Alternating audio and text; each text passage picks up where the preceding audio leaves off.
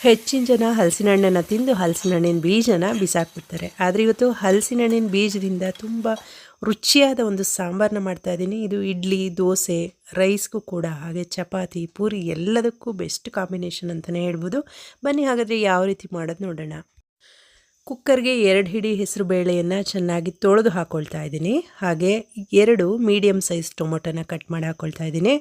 1 ದೊಡ್ಡ ಸೈಜ್ ಈರುಳ್ಳಿಯನ್ನು ಕಟ್ ಮಾಡಿ ಹಾಕ್ಕೊಂಡಿದ್ದೀನಿ. 3 ಹಸಿಮೆಣಸಿನ್ಕಾಯಿ, ಹಾಗೆ ಸ್ವಲ್ಪ ಕೊತ್ತಂಬರಿ ಸೊಪ್ಪು, ಇದಿಷ್ಟನ್ನು ಸೇರಿಸ್ಕೊಂಡು 3 ವಿಷಲ್ನ ಕೂಗಿಸ್ಕೊಂಡ್ಬಿಡೋಣ. ನೋಡಿ, 10ರಿಂದ 15 ಹಲಸಿನ ಬೀಜ ತೊಗೊಂಡಿದ್ದೀನಿ. ಈಗ ಇದರ ಸಿಪ್ಪೆನ ತೆಗಿಬೇಕು. ಸಿಪ್ಪೆ ತೆಗೆಯೋದಕ್ಕೆ ಒಂದು 2-3 ಮೆಥಡ್ ಇದೆ. ನಾನು ಇದರಲ್ಲಿ ಡೈರೆಕ್ಟಾಗಿ ಈ ರೀತಿ ಕುಟ್ಟಿ ಅದ್ರ ಮೇಲ್ಗಡೆ ಸಿಪ್ಪೆ ಈಸಿಯಾಗಿ ಬಿಡತ್ತೆ. ನೋಡಿ, ಈ ರೀತಿಯಾಗಿ ತೆಕ್ಕೊಳ್ತಾ ಇದ್ದೀನಿ. ಇನ್ನೊಂದು ರೀತಿ ಹೇಗೆ ಅಂದರೆ, ಕುಕ್ಕರ್ನಲ್ಲೂ ಕೂಡ 3 ವಿಷಲ್ನ ಸಪ್ರೇಟಾಗಿ ಬೇಯಿಸ್ಕೋಬೇಕು. 3 ವಿಷಲ್ ಹಾಕ್ಕೊಂಡು ತೆಗೆದ್ರೆ ಸಿಪ್ಪೆ ಅದರಲ್ಲೂ ಕೂಡ ಬರುತ್ತೆ. ಆದರೆ ಈ ಮೆಥಡ್ನಲ್ಲಿ ತುಂಬ ಈಸಿಯಾಗಿ ತೆಗಿಬೋದು. ನನ್ನ ಚಾನಲ್ನಲ್ಲಿ ಹಲಸಿನಕಾಯಿ ರೆಸಿಪಿಗಳು ತುಂಬ ಇದೆ. ಹಪ್ಪಳ ಇದೆ, ಚಿಪ್ಸ್ ಇದೆ. ಇಷ್ಟ ಇದ್ದರೆ ಡಿಸ್ಕ್ರಿಪ್ಷನ್ ಬಾಕ್ಸ್ನಲ್ಲಿ ಕೊಟ್ಟಿರ್ತೀನಿ, ನೋಡ್ಬೋದು.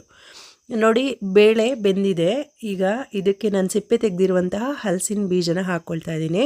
ಮೊದಲೇ ಡೈರೆಕ್ಟಾಗಿ ಬೇಳೆ ಜೊತೆಗೆ ಬೇಯಿಸ್ಕೋಬೋದು. ಆದರೆ ಹಲಸಿನ ಬೀಜ ಒಂದೊಂದು ಸಾರಿ ಬೇಗ ಬೆಂದ್ಬಿಡುತ್ತೆ. ನೋಡಿಕೊಂಡು ಬೇಯಿಸ್ಕೋಬೇಕು. ಬೇಳೆ ಚೆನ್ನಾಗಿ ಬೇಯಬೇಕಂದ್ರೆ ಒಂದು 2-3 ವಿಷಲ್ ಜಾಸ್ತಿ ಹಾಕಿಸ್ಕೋಬೇಕಾಗತ್ತೆ. ಸ್ವಲ್ಪ ನೀರು ಹಾಕ್ಕೊಂಡು ಉಪ್ಪು ಹಾಕಿ ಈಗ ಮತ್ತೆ ನಾನು 1 ವಿಷಲ್ನ ಕೂಗಿಸ್ಕೊಳ್ತಾ ಇದ್ದೀನಿ. ಕೆಲವೊಂದು ಹಲಸಿನ ಬೀಜಗಳು ಬೇಗ ಬೇಯೋದಿಲ್ಲ, ನೋಡಿಕೊಂಡು ಬೇಯಿಸ್ಕೊಳ್ಳಿ. ನೋಡಿ, ಚೆನ್ನಾಗಿ ಬೆಂದಿದೆ ಹಲಸಿನ ಬೀಜ, ತೋರಿಸ್ತಾ ಇದ್ದೀನಿ. ನೋಡಿ ಇಷ್ಟು ಬೇಯಬೇಕು. ತುಂಬ ಮೆತ್ತಗೆ ಬೆಂದುಬಿಟ್ರೆ ಎಲ್ಲ ಅದರಲ್ಲೇ ಸಾಂಬಾರಲ್ಲೇ ಕರಗಿ ಹೋಗಿಬಿಡತ್ತೆ. ಮೀಡಿಯಮ್ ಆಗಿ ಬೆಂದಿದೆ. ಈಗ ಇದಕ್ಕೆ ಸ್ವಲ್ಪ ಅರಿಶಿನ ಪುಡಿ, ಹಾಗೆಯೇ ಸ್ವಲ್ಪ ಹುಣಸೆ ಹಣ್ಣಿನ ರಸನ ಸೇರಿಸ್ಕೊಳ್ತಾ ಇದ್ದೀನಿ. ಅಚ್ಚ ಖಾರದ ಪುಡಿ ಹಾಕ್ಕೊಳ್ತಾ ಇದ್ದೀನಿ. ಇಷ್ಟ ಇರೋರು ಸಾಂಬಾರು ಪುಡಿ ಬೇಕಾದರೆ ಹಾಕ್ಕೋಬೋದು. ಹಾಗೆ ಧನಿಯಾ ಪುಡಿ ಒಂದು ಅರ್ಧ ಚಮಚದಷ್ಟು, ಹಾಗೆಯೇ ಸ್ವಲ್ಪ ಜೀರಿಗೆ ಪುಡಿನ ಸೇರಿಸ್ಕೊಳ್ತಾ ಇದ್ದೀನಿ. ನೋಡಿ, ಒಂದು ಅರ್ಧ ಹೋಳಷ್ಟು ಹಸಿ ತೆಂಗಿನಕಾಯಿ ತುರಿಯನ್ನು ತುರಿದು ರುಬ್ಬಿ ಅದರ ರಸನ ಹಾಕ್ಕೊಳ್ತಾ ಇದ್ದೀನಿ. ಇದನ್ನು ಮಿಸ್ ಮಾಡಬೇಡಿ, ತುಂಬ ಟೇಸ್ಟ್ ಕೊಡುತ್ತೆ. ಸಾರಿಗೆ ಇದೇ ತುಂಬ ಟೇಸ್ಟ್ ಕೊಡುವಂಥದ್ದು, ಹಾಗಾಗಿ ಸೇರಿಸ್ಕೊಳ್ಳಿ, ಮಿಸ್ ಮಾಡಿದೆ. ನೋಡಿ, ಚೆನ್ನಾಗಿ ಒಂದು ಸರಿ ಮಿಕ್ಸ್ ಮಾಡಿ ಕುದಿಸ್ಬಿಡೋಣ. ಒಂದು ಕುದಿ ಚೆನ್ನಾಗಿ ಬರಲಿ. ಕನ್ಸಿಸ್ಟೆನ್ಸಿ ನೋಡಿಕೊಂಡು ನೀರು ಸೇರಿಸ್ಕೊಳ್ಳಿ. ಕೆಲವ್ರಿಗೆ ರೈಸಿಗೆಲ್ಲ ಆದರೆ ಸ್ವಲ್ಪ ತೆಳು ಇದ್ದರೆ ಒಳ್ಳೆಯದು. ಚಪಾತಿಗೆ, ಬೇರೆ ಪೂರಿ ಈ ಥರ ಮಾಡ್ಕೊಂಡು ರೊಟ್ಟಿಗೆಲ್ಲ ಆದರೆ ಸ್ವಲ್ಪ ಗಟ್ಟಿ ಇದ್ದರೆ ಚೆನ್ನಾಗಿರುತ್ತೆ. ಸ್ವಲ್ಪ ಉಪ್ಪು ಸೇರಿಸ್ಕೊಂಡು ಚೆನ್ನಾಗಿ ಕುದಿಸ್ಕೊತಾ ಇದ್ದೀನಿ.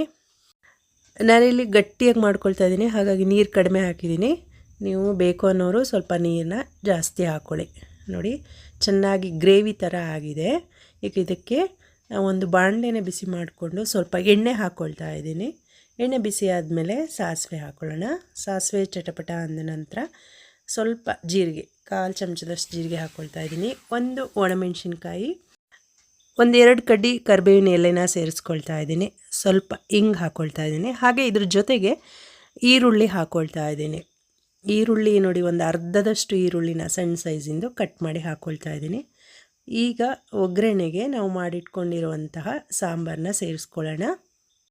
ನಾನು ಹೆಸರು ಬೇಳೆ ಹಾಕಿದ್ದೀನಿ. ನೀವು ಬೇಕು ಅಂದರೆ ತೊಗರಿಬೇಳೆ ಹಾಕೋಬೋದು, ಅಥವಾ ಹೆಸರು ಬೇಳೆ ಮತ್ತು ತೊಗರಿಬೇಳೆ ಎರಡನ್ನೂ ಮಿಕ್ಸ್ ಮಾಡಿ ಕೂಡ ಹಾಕೋಬೋದು.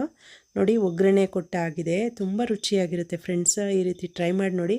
ನಾನು ಗ್ರೇವಿ ರೀತಿ ಮಾಡ್ಕೊಂಡಿದ್ದೀನಿ. ರೈಸ್ಗೂ ತುಂಬ ಚೆನ್ನಾಗಾಗತ್ತೆ, ರಾತ್ರಿ ಚಪಾತಿಗೂ ಕೂಡ ತುಂಬ ಚೆನ್ನಾಗಾಗತ್ತೆ.